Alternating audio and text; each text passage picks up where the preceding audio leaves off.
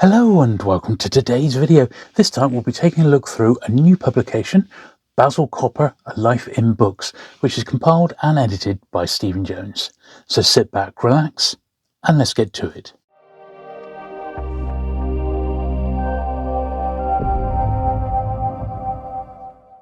Okay, so here we are. I did message Stephen, and I said, Stephen, what could you tell us about Basil Copper, A Life in Books? And he said, everything you could possibly want to know is in the book, with the exception that it does also come out as a hardback. There is a hardback edition, which is a bit more limited, but that does come with a DVD. And I can only surmise what's on the DVD, but I imagine it was possibly some sort of interviews and things like that. But this is a book that's been revised and updated into a new edition. It was first published when Basil was still alive in 2008, and it took editor Stephen Jones 3 years to research and complete it. Now, Basil died in 2013, and now in 2014, on what would have been his 100th birthday, the book has been completely updated with new material that's been uncovered from Basil's papers and manuscripts. Now, just on the back cover, there's a great photo of him. Throughout the book, there's quite a few photos of Basil in front of his extensive book collection.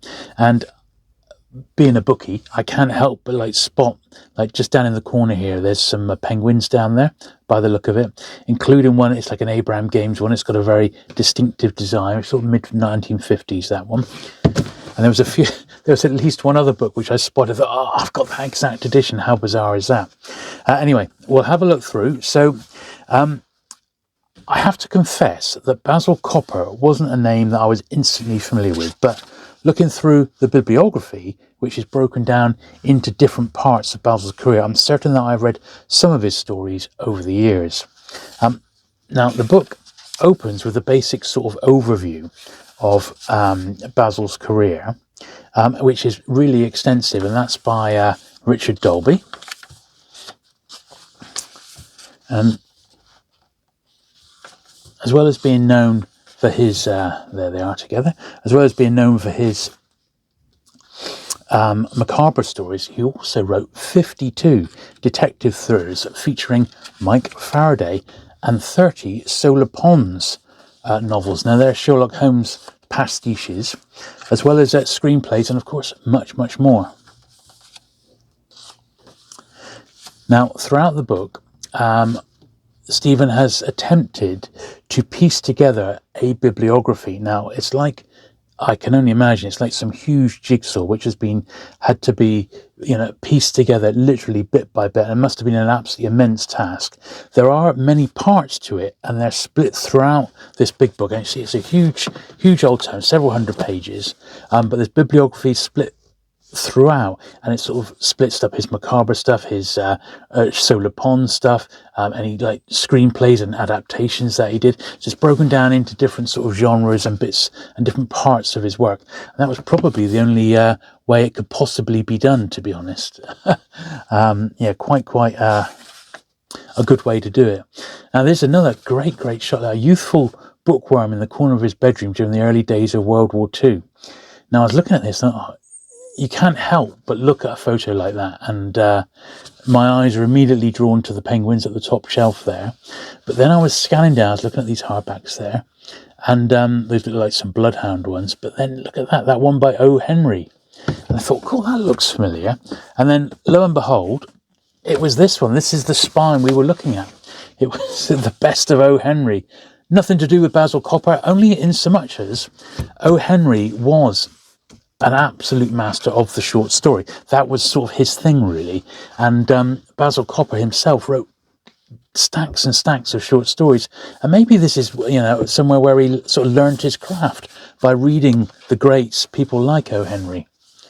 But certainly he had many contacts with a lot of great writers over the years. And throughout this, you'll have little pieces by Basil about working or knowing correspondence with different people.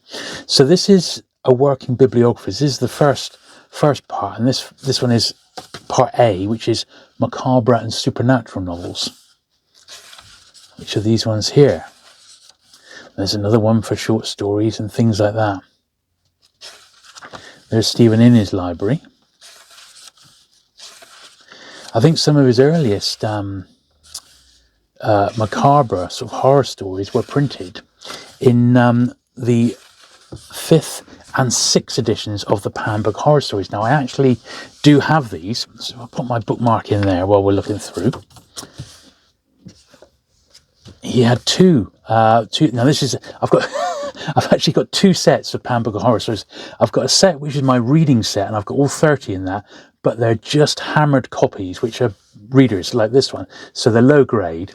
And then I've got a really mint set. Now, I haven't got a mint one of number 5. I have, however, got a really nice copy of number 6, and Basil Copper is in both of them. And his story in this one, this is my original one from when I was a kid. It is, where are we? It must be, well, it says, yeah, there we are, The Spider. One of his very famous ones, The Spider, page 122. And then in this one, in book 6, where are we? It's a Camera Obscura, another great one. Yes. So a couple more Basil Copper appearances there. But, I mean, he was so prolific, wasn't he? I mean, seemingly, I had no real idea that he was so prolific. One thing I must point out is stuff like this. So the book is really, really well illustrated. Now, there's little illustrations throughout by Randy Brokler and Les Edwards, who I'm sure will be familiar names to you. And the design and quality of the book is typical of PS Publishing's efforts, because I've had a few of their books through my hands now. They do all of the Stephen Jones library. This is the bit on Solar Pons, and I think they're just absolutely terrific. The last one I had was actually this one. I brought a copy of it down with me. It was the King Kong one, which I don't know if you saw that one, which came out last year. Absolutely terrific. That's so highly recommended. Also from PS Publishing.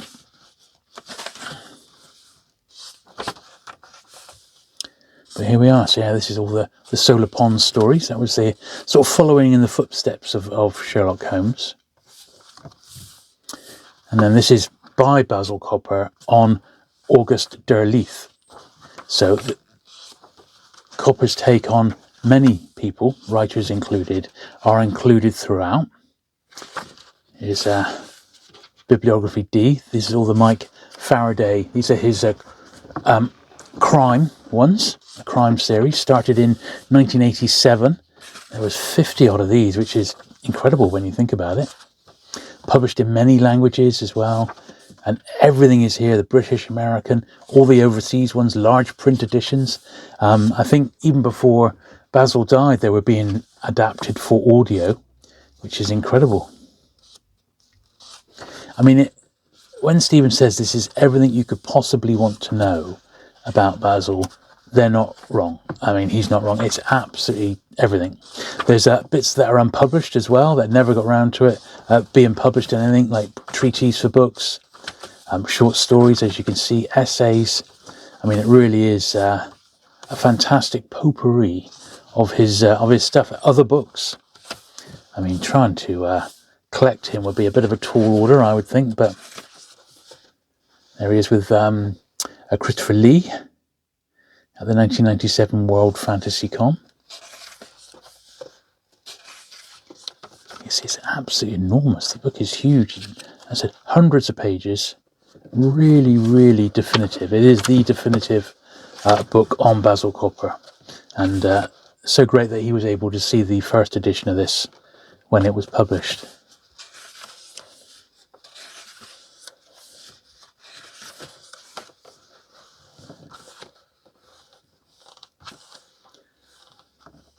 Yeah, I've really enjoyed dipping in and out of this one, and I do like the feel of it.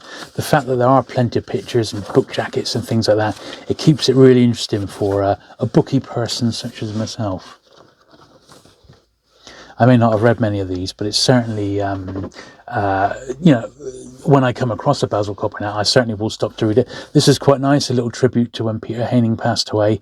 This is from November 2007. Yeah, I didn't realise he was so young, just 67. But yeah, great stuff. But there's a script there.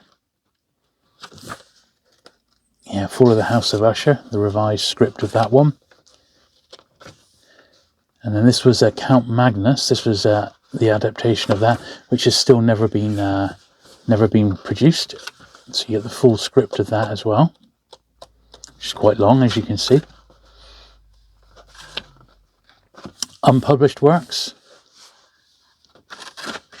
And a lot of this came about after, because more papers and manuscripts were found once Basil had actually died. And then we got little fragments of stuff. There's like a Moriarty Holmes one here.